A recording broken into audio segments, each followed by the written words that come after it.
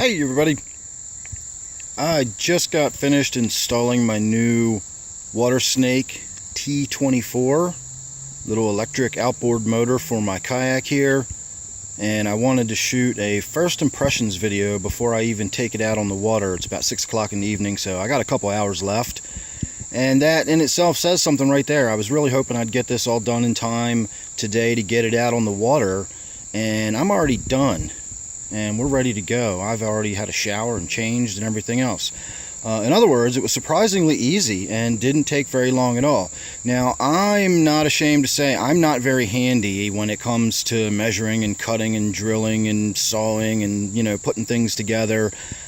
And I was not looking forward to doing this at all, because it seemed like it was going to be a little more complicated than, the instructions make it seem, and the advertisement websites always make it seem like it's so easy to do.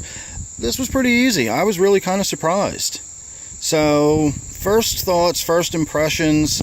Well, first of all, let's get out of the way what we've got it mounted to. I've got it mounted on my Sundolphin Excursion 12.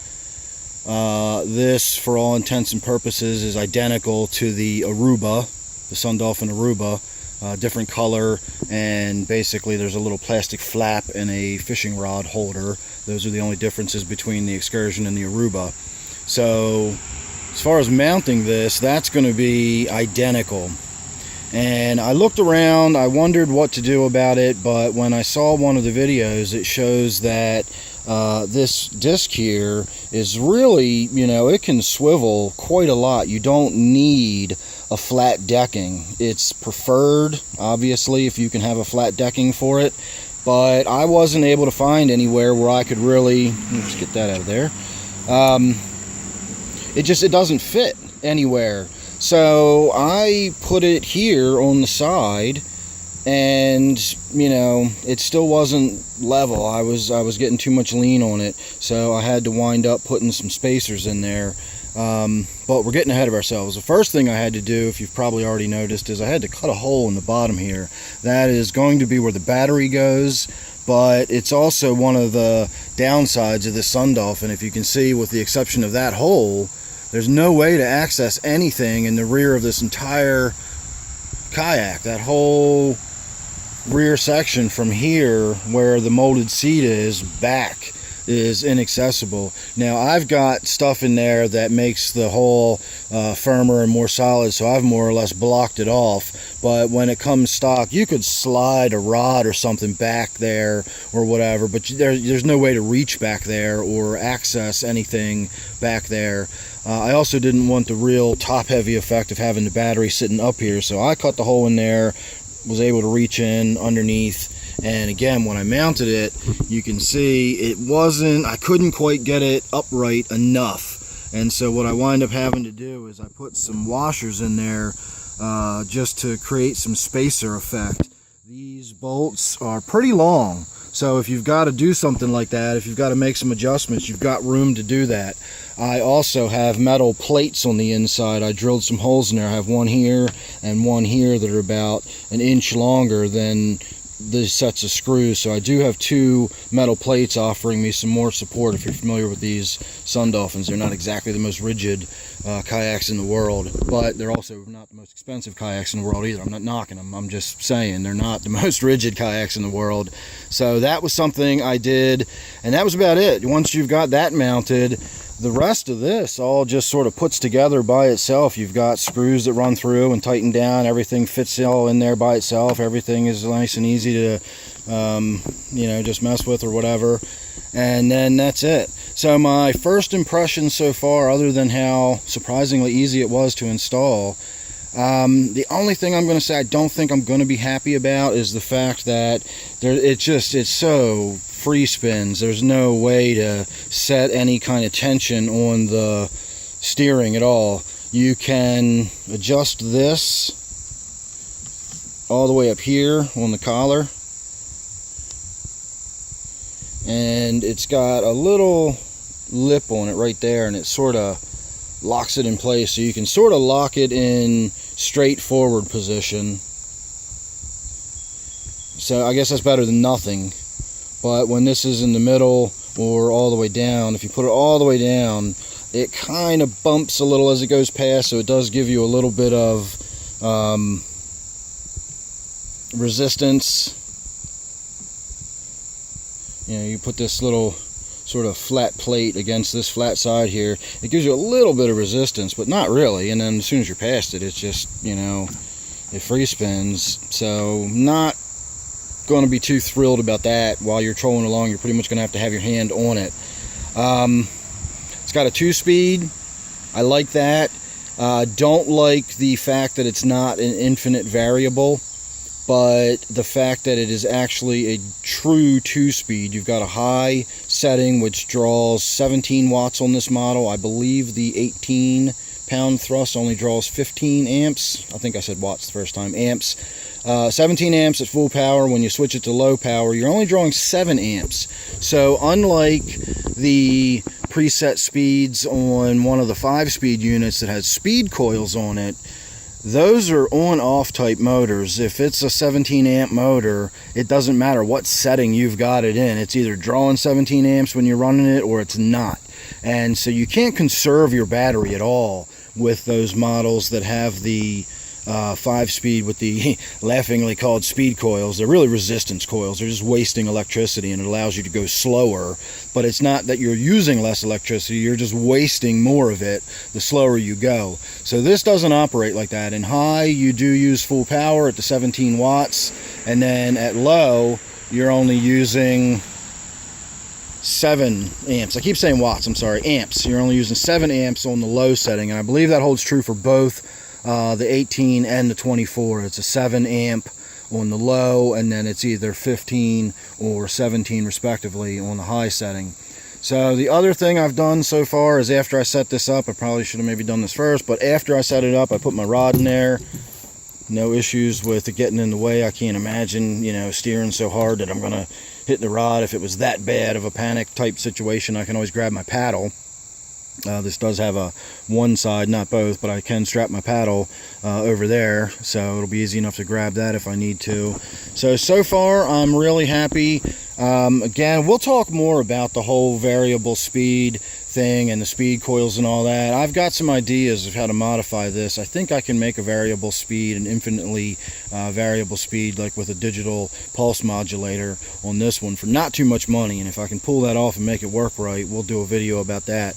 I also am getting ready to leave. We're going to go out on the water, and I'm going to do a different video because I'm going to be using my GoPro rather than my regular phone camera here, and we're going to go get a first impressions of it actually being on the water. But so far I'm really happy with it. I'm really excited about it. You can probably see I didn't get it true straight up and down. It's not perfectly perpendicular to the surface of the water, but I don't want to, you know, wrench it any further, twist it any more than it's already kind of not really meant to be, you know. So I think that'll be fine. I think that's going to be you know, well, we'll find out, I guess, when we get out there on the water.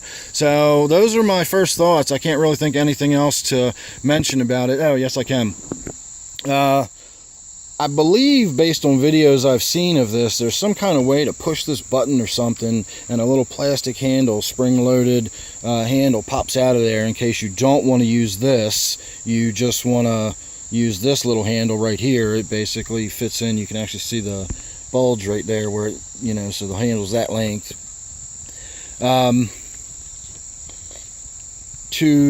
I guess I should show you how to adjust it and everything. That would probably be helpful.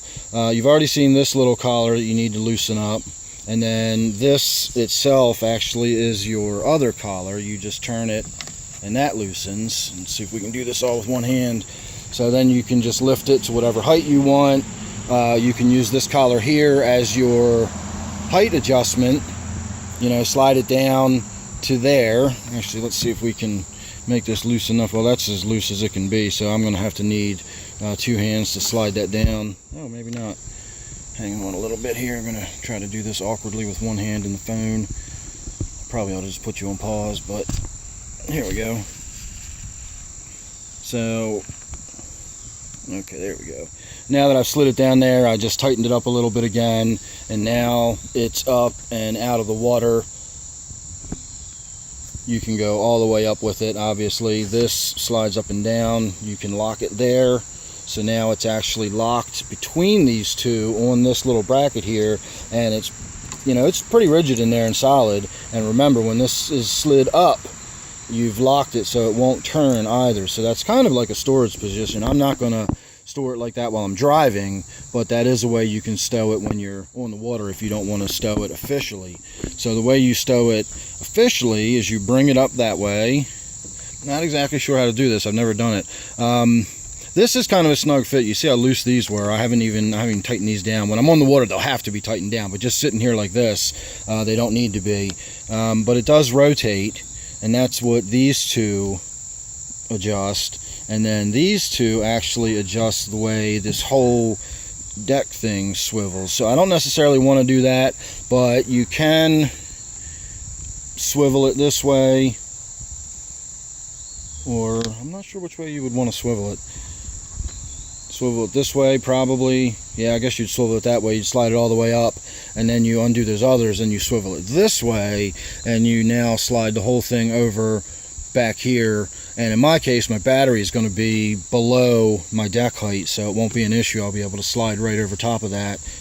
But that's pretty much it. I did sit in the yard. I did this out in the backyard, and I sat in the seat before I did anything, and I reached over and leaned around, and I made sure that where I was going to position it was going to be somewhere where I could access it. Because remember, when you're on the water, you're going to have to be able to turn around. I know a lot of the fishing kayaks, hopefully the one I'm going to have by next year, is going to be one I can stand up and walk around in a little bit, but this one isn't, and you're kind of stuck sitting where you're sitting. So if you can't really twist yourself around enough to get to it, you know, it's not going to do you any good. So I was able to actually come all the way back here. Another thing to point out is when I go out paddling, because there will be times when I don't want to go out fishing, I just want to go out for a nice quiet paddle. I do that quite frequently, actually. This unit here slides out and slides off, and all you're left with is this sort of mount type thing here. So I'm hoping that that's far enough back that on the back sweep of my paddle I'm not coming up and hitting that, or that's really going to be annoying. I'm going to have to completely change the way I paddle. So we'll see. I don't know. Again, it does stick out. It is out beyond the side of the boat. I'm just hoping that on the back sweep of my paddle, again, I won't hit that mount part, because that mount does stay there. Lastly, I will say price point. Really inexpensive for what you get. You can buy the mount by itself, which I assume comes with everything except the, you know, this pole here, and then, well, it might even honestly come with this pole that you can attach. I don't know. I'm not sure. I don't think it comes with this pole. I think the pole is part of the motor part. But regardless, you'll get this bracket and all this mounting and everything, and then you can attach your own motor to it. In fact, when I got the box, this is the box you're going to get for the whole unit.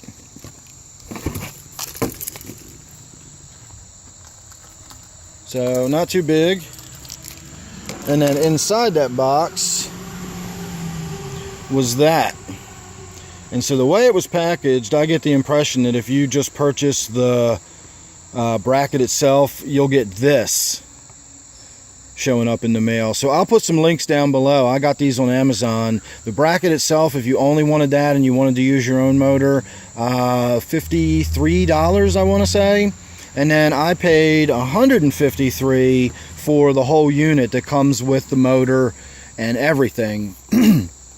Excuse me. And lastly, I will say, if you look at this little piece of junk, this was a little attempt I had at some do-it-yourself. I bought an inexpensive motor. I used an old prop I've got off of another old motor I'm not using, and I tried to make some sort of mount and rig it to the side of the boat. That's why you can actually see these little holes drilled in the side right there. So as horrible and disastrous and completely ineffectual and ridiculous as this was, that did almost nothing, I've got over $65 in pieces and parts and stuff tied up into this, and not even counting my time or anything, and frustration and aggravation, but I've got over $65 tied up in that. And You know, when I was thinking about buying this, I thought, you know what, I'll just spend 50 bucks. I'll get this bracket, because 50 bucks just for that bracket is awesome, I think, you know, if you've got your own small motor. But I've got a 55 Traxxas Minn Kota, and I just thought that might be a wee bit on the overkill side for a kayak. And I started thinking about building another one of those little things, and I thought, you know what, for $150 I can just have the thing that's made to do what it's made to do. You know, and so that's what I did. I spent $153 and I've got this, and so far I'm really excited about it. It's just really cool, and 24 pounds of thrust in my little kayak, that ought to push me along plenty fast enough. Originally I was just looking for something I could use to as sort of a trolling motor while I was fishing and kind of counteract the current or the wind or whatever, but this should be enough that I can motor around on the reservoir. So, way more video than I intended, but I hope you got a good look at it. If you've got any questions, feel free to go down below and ask them. Again, check the description. I'll leave links to all the stuff I mentioned. Make sure you're subscribed. That way you won't miss the actual out on the water video that I'm getting ready to go shoot now. And you won't miss anything else I got coming up. So, thanks for watching. Hope you enjoyed. Hope this was helpful to somebody. And I'll see you real soon in the next one.